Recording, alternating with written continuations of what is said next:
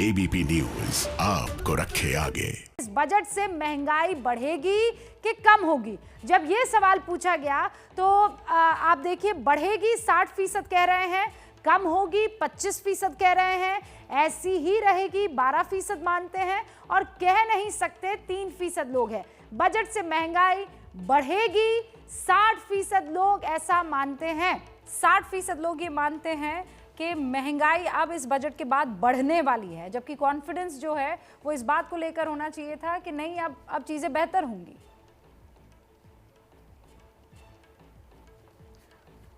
देखिए, मैं ये जानना चाहूँगी कि इस तरह के वक्तव्य या इस तरह के मंतव्य का कारण क्या है? महंगाई क्यों बढ़ेगी?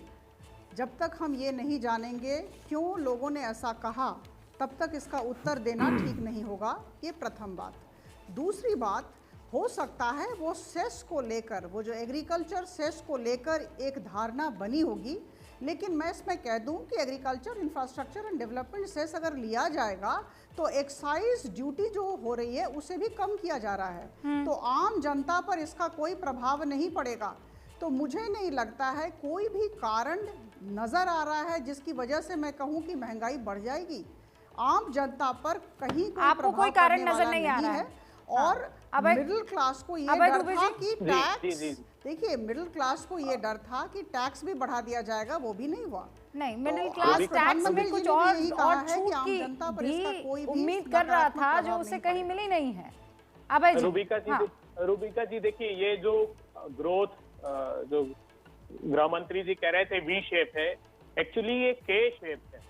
जैसा कि ऑक्सफैम ने बताया कि इनइक्वालिटी वायरस जो रिपोर्ट जारी की है ना, कि बहुत बड़ी मात्रा में गरीबों से पैसा अमीरों के पास पहुंचा, तो देश के 100 जो अमीर हैं 12-13 लाख करोड़ रुपए, इस दौरान उनके मार्च से लेकर दिसंबर में उनकी संपत्तियां बढ़ गई है। और इसको एड्रेस सरकार को करना चाहिए था कि डिमांड भी बना दे, और हमने जैसा सजेस्ट किया था कि अंतिम पंक्ति में खड़े हुए लोगों के हाथ में डायरेक्ट कैश आप दीजिए, ट्रांसफर कीजिए। वही एक रास्ता है तत्काल इकोनॉमी को रिवाइव करने का, जिसको सरकार ने एड्रेस नहीं किया। आप ये देखिए, कारपोरेट टैक्स कट किए, मोरेटोरियम दिया, कंपनियों का 25% मुनाफा बढ़ गया। और उन्होंने अपना जो एस्टेब्लिशमेंट एक्सपेंसेस थे उसको कम किया, नौकरियां लोगों की चली गई, नए इन्वेस्टमेंट नहीं थे। तो उस क्षेत्र से आप अगर उठाकर देखेंगे तो जो 10 पहले की सिचुएशन है उसी में हम लोग उसमें बहुत बुरी हालात थे नौकरियों की, तो हाथ में पैसा नहीं है, स्टैग्फ्लेशन की सिचुएशन में हम फंस जाएंगे। सर इसीलिए तो इंफ्रास्ट्रक्चर में ज्यादा पैसा लगाया जा रहा है ना सरकार की तरफ से। अभय जी, भाई नौकरियों का सृजन जो है वहां से भी तो होगा ना। आपकी या तो आप कह दीजिए कि नहीं, ऐसा नहीं होने वाला है। हेल्थ सेक्टर, वहां भी तो नौकरियों का सृजन होगा कि नहीं होगा? आपने ये सब 10-12 लाख करोड़ रुपए जो बढ़ाकर बताए हैं, मुझे बताइए 34 लाख करोड़ रुपए का एक्सपेंडिचर था पिछला, उतना का उतना ही है। और इसमें अभी आपका 1.25 लाख करोड़ रुपए, 1.25 लाख करोड़ रुपए आपको इंटरेस्ट पेमेंट अलग करना है। तो ये कहां से आ गया पैसा? प्रांजल जवाब देना चाह रहे थे अभय दुबे का। अभय दुबे जिन्होंने कहा कि भाई पहले के खर्चे तो पूरे हुए नहीं हैं, उसको निपटाने में ही आधा जो एलोकेशन बजट का यहाँ पर किया गया है वो हो जाएगा, तो कैसे पटरी आगे चल पाएगी? प्रांजल। रूबिका, अगर खर्चे पूरे हो जाते तो फिर कहा जाता कि देखिए खर्चे इतना हो गए और पैसा किसी सरकार के पास बचा नहीं, खजाना लूट गया, तो आगे कैसे खर्चा करेंगे। देखिए ये बातें अलग हैं, ये आंकड़ों का खेल है। लेकिन महंगाई की अगर बात करें, देखिए महंगाई अगर बढ़ती है तो एक तरह से एक अच्छा प्रतीक है, क्योंकि महंगाई तब बढ़ती है जब मांग बढ़ती है, और मांग तब बढ़ती है जब ग्राहकों में आत्मविश्वास होता है। तो अगर महंगाई बढ़ी है, थोड़ी बहुत बढ़ी है, वो अच्छा बात है।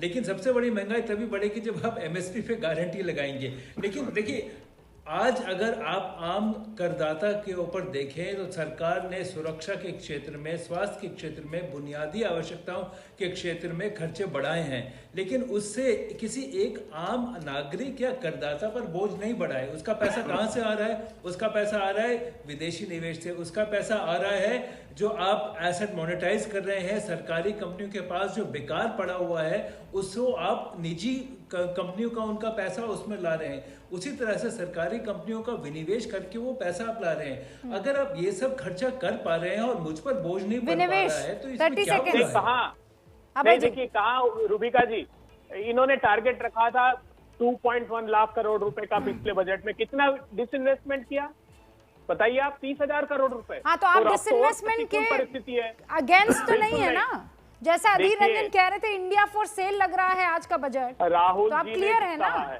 राहुल जी ने भी कहा है इस बात को कि सरकार ने कमाया नहीं और बेचने पर आमादा है हिंदुस्तान की संपत्ति।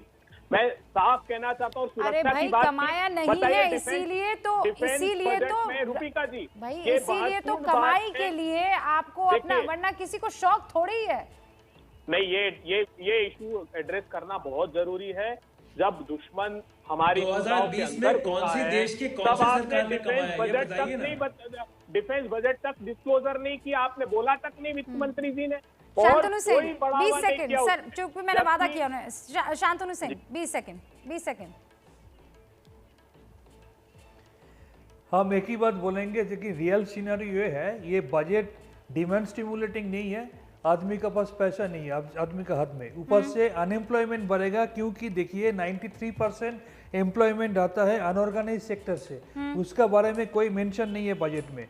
एमएसएमई के बारे में कोई मेंशन नहीं बजट में, बल्कि आप देख रहे हैं दिन ब दिन पेट्रोल डीजल का भाव जिस तरह से बढ़ रहा है, ऊपर से आप पेट्रोल डीजल में इतना सेस बढ़ा दिया, तो पेट्रोल का भाव बढ़ने से उसका ट्रांसपोर्टेशन का असर जो भाव है बढ़ेगा, आम आदमी पर नहीं automatically पड़ेगा। essential ये commodities का भी भाव तो बढ़ेगा, क्लैरिटी है ना, महंगा बढ़ेगा। आप कंफ्यूज मत कीजिए। जो पैसा बढ़ा है पेट्रोल और डीजल पर, वो आम आदमी की जेब से नहीं जाने वाला है, ये बिल्कुल क्लियर कर दिया गया है।